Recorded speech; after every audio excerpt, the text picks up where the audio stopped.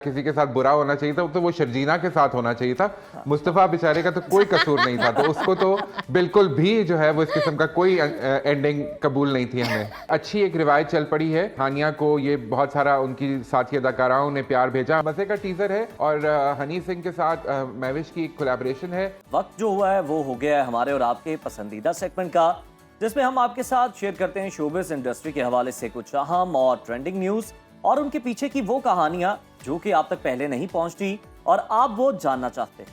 बिल्कुल जनाब, और इसके अलावा आपको बताएंगे कि इस हफ्ते कौन सी ड्रामा जोड़ी ट्रेंडिंग में रही, कौन सा ड्रामा हिट गया और कौन सा पिट गया हमारे साथ। अच्छी इस्तेलाह है, कौन सा हिट गया कौन सा पिट गया, बड़ा रदीफ काफिया मिला है यार। सेगमेंट इतना मजे का है। हमारे साथ मौजूद है drama critic Haroon Shoaib. Welcome to Suno Pakistan हारून।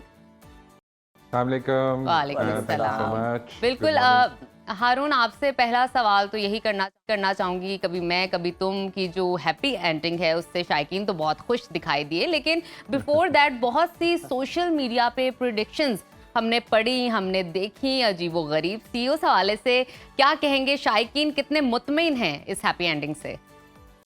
नहीं, मैं पहले तो एक सवाल फहद मुस्तफ़ा से डायरेक्टली पूछना चाहूँगा। वो एक जो क्लिप आया था जिसने सारी पूरे पाकिस्तान को जो है वो एक अजीब मखमसे में डाला हुआ था, जहां फहद मुस्तफ़ा जो है वो बैठे बैठे अचानक से गिर जाते हैं और ऐसा लगता है कि जी ये लीक हो गया सीन जो है और ये फहद यानी मुस्तफ़ा का कैरेक्टर जो है ये मर जाएगा इस ड्रामे में। और उसके ऊपर पूरा हफ्ता जो है हम बड़े एंजाइटी में रहे। वो क्या था, एंजाइटी में भी रहे और जो शायकीन थे उन्होंने डायरेक्टर को डरा दिया। उन्होंने कहा अगर ये कुछ ने तो यहाँ तक या तो उन्होंने अगर इसे कुछ हो गया तो मैं आपको पूरी जिंदगी रोज बददुआएं दूंगा। बिल्कुल, अगर अजीब किए। और अगर हमने जिस तरह लास्ट वीक बात की थी, अगर किसी को कोई सजा मिलनी चाहिए थी, किसी को मरना चाहिए था या किसी के साथ बुरा होना चाहिए था तो वो शर्जीना के साथ होना चाहिए था। मुस्तफ़ा बेचारे का तो कोई कसूर नहीं था, तो उसको तो बिल्कुल भी जो है वो इस किस्म का कोई एंडिंग कबूल नहीं थी हमें। लेकिन मुझे ऐसा लगता है फहद मुस्तफ़ा के साथ भी इतना बुरा नहीं होना चाहिए था और ना ही शर्जीना के साथ, लेकिन हैप्पी एंडिंग बड़ी मजे की रही है। और जो है ना एक चीज डिस्कस करने वाली है अरुण, हम देखते हैं कि अदाकारा हानिया को कभी मैं कभी तुम में बेहतरीन अदाकारी का मुजाहरा करने पर दूसरी जो अदाकार आए हैं उनकी जानिब से भी बड़ा अप्रिशिएट किया जा रहा है। ये कल्चर परवान चढ़ा है एक दूसरे को सपोर्ट करने का, एक दूसरे को अप्रिशिएट करने का, स्पेशली खवातीन में। हाँ जी बिल्कुल, ये बड़ा अच्छी बात हुई कि खैर अभी कुछ अरसे से हम टेलीविज़न पे एटलीस्ट हम ये देख रहे हैं कि साथी अदाकाराएँ जो हैं जिसको हम कहते हैं ना को एक्टर्स, वो एक दूसरे की तारीफ कर देती हैं। तो यमुना ने भी बहुत सारा प्यार मोहब्बत भेजा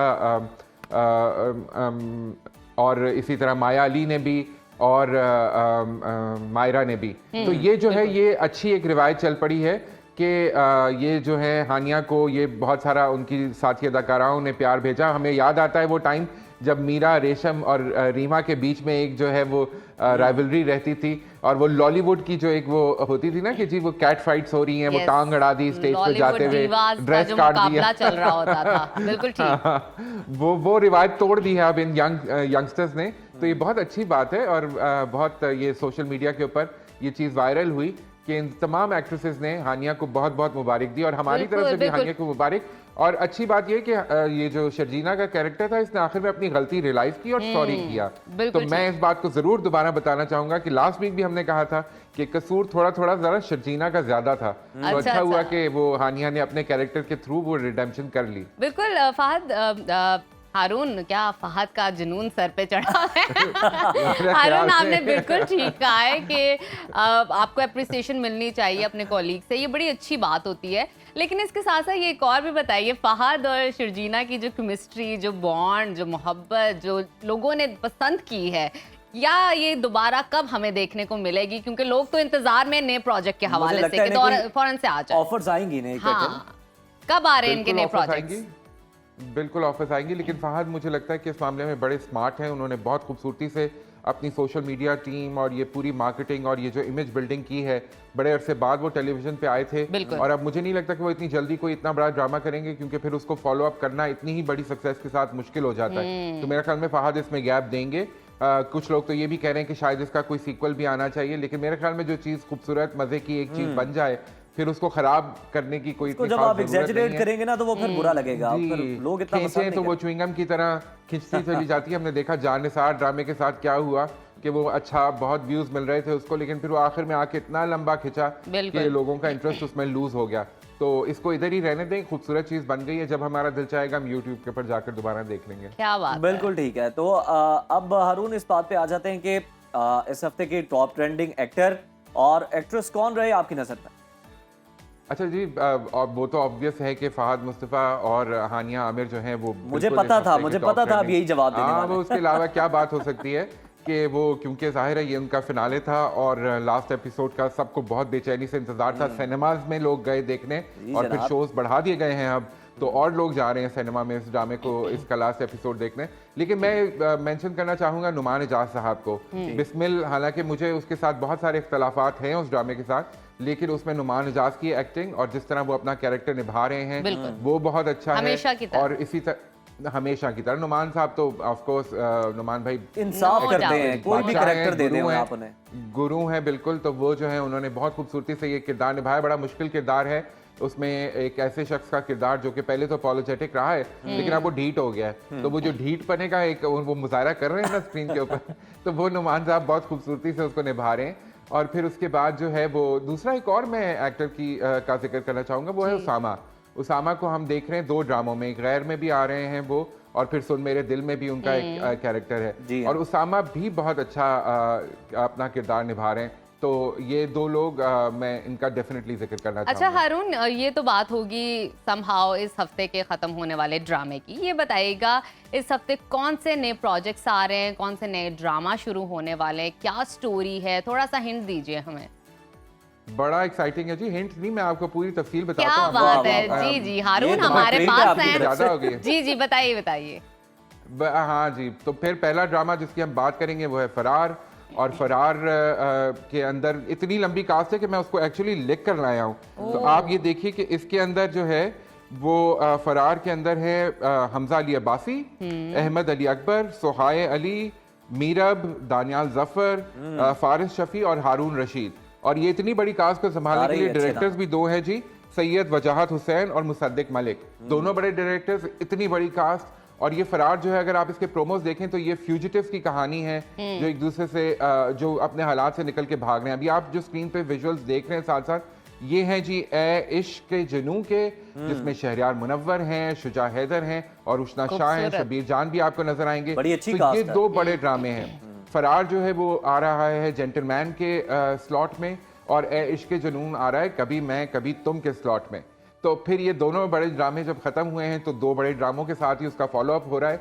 सो हम देखते अच्छा, हैं कि कौन सा ड्रामा हारून, जो है वो इश्क जुनून का grab जो करेगा OST attention। है ना वो बड़ा मजेदार है, तो मेरा ख्याल है एक बार जी वो सुन मुझे लिया पता जाए। है, बिल्कुल उज़ैर, मुझे पता है आपको OSTs बहुत इम्प्रेस करते हैं। तो चलिए सुनते हैं। कास्ट देखकर ऐसे लगता है सारा ड्रामा, सारी केमिस्ट्री, सारी वाइब और अच्छा मीठा स्वीट गुड़ कहा जाए ना, सारा एक ही जगह इकट्ठा कर दिया इन लोगों ने। और बिल्कुल जाहिर जी, बात है फिल्मी सा अंदाज आपको बिल्कुल, लगेगा कि बिल्कुल। बड़ा जनाब, बिल्कुल वो एक जो एग्जैजरेटेड सी ड्रामा होता है और टेंशन होती है, वो बड़ा मजे का। अच्छा, ये आजकल के ड्रामों की बड़ी खूबसूरती हो गई कि ड्रामा चाहे जैसा भी हो, जब टीजर आता है ना तो एक दफा इंसान चौंक जाता है और उसको नोटिस करता है। सो ड्रामे, जो भी अच्छे ड्रामे आ रहे हैं उसके टीजर्स सबसे अच्छा, इम्पोर्टेंट। ड्रामे भी आ रहे हैं, उनके टीजर भी आ रहे हैं, लेकिन अदाकारा महविश हयात जो हैं उन्होंने अपने सोशल मीडिया अकाउंट पर एक गाने का टीजर जारी किया जिसमें वो हनी सिंह के साथ जलवागर हो रही हैं।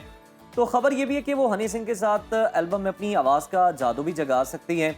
आपके पास क्या खबर है? वैसे तो महविश को हमने देखा है कि वो गुनगुनाती भी हैं। जी, महविश गुनगुनाती भी हैं, पहले शायद गाने की थोड़ी बहुत अटेम्प्ट कर भी चुकी हैं। इस टीजर को भी मैंने देखा। अच्छा, उज़ैर हमेशा म्यूजिक की बात लेकर आते हैं, तो वो जो है वो महविश बड़े ब्लैक ड्रेस देखिए हारून, अगर 2 घंटे का डालती आपने है। लाइव शो करना है तो फिर मौसीकी के बिना तो उसके मुश्किल हो बगैर जाता है। बोरिंग हो जाता नहीं हो है। सकता, हाँ नहीं हो सकता, नहीं हो सकता। बिल्कुल मजे का टीजर है और हनी सिंह के साथ महविश की कोलैबोरेशन है। अच्छा, वो पिछले हफ्ते हम इसकी भी बात कर रहे थे कि सारा रज़ा ने बाकायदा नाम लेकर महविश हयात का कह दिया था कि उनको जो अगर कोई सिंगर मानता है तो फिर ये मैं क्या कह सकती हूँ। लेकिन ये है कि महविश सुर में तो हैं, आवाज़ ज़ाहिर है रियाज के साथ बेहतर होती जाती है। तो हम देखेंगे कि अभी हनी सिंह के साथ महविश की कोलैबोरेशन कैसी रहती है। हारून, सारा रजा ने एक और भी शख्स का नाम लिया था, लेकिन उन्होंने प्रूफ फौरन ही सोशल मीडिया पे डाल दिया उस बात का। वो तो हम, हाँ बिल्कुल, वो ऑटो ट्यून वाली कहानी पिछली बार हमने डिस्कस किया है इसको। हाँ, लेकिन मेरा ख्याल है कि हारून ये अच्छा रवैया नहीं है कि हम मानते हैं आप एक अच्छी क्लासिकल सिंगर हैं, लेकिन आपको इतने महाज खोलने की क्या जरूरत है? आप अपना अच्छा काम करें, बाकियों को करने दें। अच्छा, मजे की बात ये, मैं दोबारा वो इंटरव्यू देख रहा था कि उसमें उन्होंने ये भी नहीं पूछा कि आप किसी ऐसे गुलकार का नाम बताएं जिसको गाना नहीं गाना चाहिए। उन्होंने सिर्फ ये कहा कि कितने फीसद गुलकार हैं जिनको गाना नहीं गाना चाहिए। तो जब आप फीसद की बात करें, आप कह दे दीजिए मेरी तरफ से 90% परसेंटेज बता दें, बिल्कुल किसी का नाम मत लेकिन उन्होंने नाम नहीं पूछा था, तो नाम लेकर जातियात बिला वजह एक कंट्रोवर्सी क्रिएट की गई ना, ताकि डिस्कशन का हिस्सा बने। हाँ, हालांकि सारा भी बहुत अच्छी सुरीली गुलकारा है, तो मेरा नहीं ख्याल कि उनको इस किस्म की कंट्रोवर्सी की जरूरत थी। हारून, अब आगे बढ़ते हैं और एक अफसोसनाक खबर आपके साथ शेयर करते हैं। गुज़िश्ता दिनों आपने देखा होगा अदाकारा नरगिस एक बार फिर तशद्दुद का निशाना बनी है, और इसके बाद अदाकारा रेशम ने भी इनसे मुलाकात की और वीडियो पैगाम भी भिजवाया और इस हवाले से गुफ्तगू की। इस हवाले से जरा हमें और हमारे व्यूअर्स रेशम ने क्या वीडियो पैगाम दिया इस वक्त, वो इंफॉर्मेशन दीजिएगा। कुछ देर पहले ही मैं स्टार नरगिस से मिलकर आई हूँ। अपना घर बचाने के लिए इस औरत ने थिएटर छोड़ा, फिल्म छोड़ी, हर वो चीज़ छोड़ी जो उनके शौहर को नापसंद थी। अबाया पहना, हिजाब किया और अपना सैलून बहुत सक्सेसफुली रन कर रही हैं। अभी थोड़ी देर पहले जो मैं चेहरा उनका देख कर आ रही हूँ कि यकीन करें कि इतनी तकलीफ हुई उनका चेहरा देखा ही नहीं जा रहा था। ऐसी बहुत सारी नरगिस है जिनके साथ ऐसा तशद्दुद होता है। बहुत सारे केसेस ऐसे हैं, ऐसी बहनें हैं मेरी नरगिस जैसी, जिनके साथ बहुत बुरा किया जाता है। हर उस हाथ को काट देना चाहिए जो औरत की इज्जत की तरफ बढ़ता है या औरत पर तशद्दुद करने के लिए बढ़ता है। मैं सिर्फ ये कहूँगी कि नरगिस, हमारी पूरी फिल्म इंडस्ट्री इस बात की मजम्मत करती है और आपके साथ खड़ी है और तब तक खड़ी है जब तक आपको इंसाफ नहीं मिलता। तो हारून, आपने ये सुना कि उन्होंने जो अपना पैगाम जारी किया वीडियो, आप क्या समझते हैं इस वीडियो पैगाम पे, क्या कमेंट करेंगे और ये जो अफसोसनाक वाक़या है इस पर क्या कहना चाहेंगे? देखिए, नरगिस बहुत ही मासूम सी फनकारा रही हैं। अगर आप इनके इंटरव्यूज़ वगैरह सुने तो वो इतनी वर्ल्ड वाइज नहीं है या दुनिया की उनको इतनी समझ नहीं थी। ठीक है, हमें एक ख़ास किस्म का परसेप्शन होता है लॉलीवुड के फ़नकारों के बारे में, ख़ास तौर पे जो हमारी पुरानी फिल्म इंडस्ट्री थी। लेकिन ये है कि नरगिस जो है वो ये ज़िंदगी छोड़ चुकी थी फिल्मी, और वो जो है वो एक बिल्कुल घरेलू ज़िंदगी गुजारी थी। मैंने इनके 1-2 इंटरव्यूज़ वो भी देखे जिसमें ये अपने हस्बैंड के साथ और फैमिली के साथ, जब नई शादी हुई थी तो वो उन्होंने प्रोग्राम्स बनवाए थे, a day in the life of Nargis और इस तरह के।